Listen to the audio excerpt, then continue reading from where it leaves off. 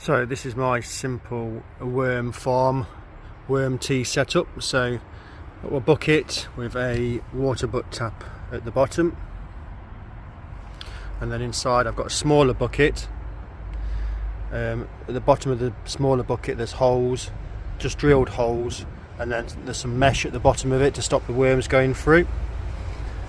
So then at the bottom, between the bottom of the small bucket and the big bucket, there's bricks to elevate the bottom of the small bucket, so all the juice, all the worm concentrate can go to the bottom and sit here. So this should be all nice brown worm tea liquid, which you can then just turn on the tap and get out the concentrate.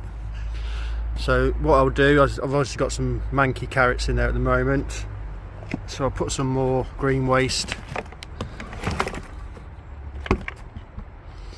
in like that.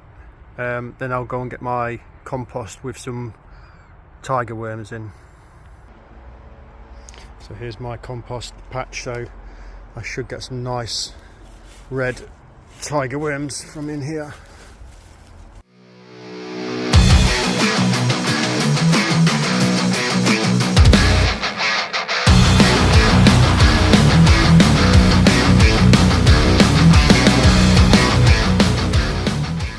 So that'll do me.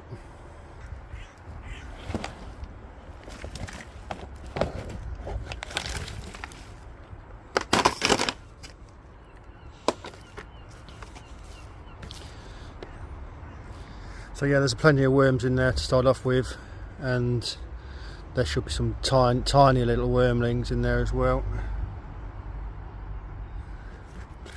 That's enough to get me started, and I'll just keep on layering up with food waste from the kitchen.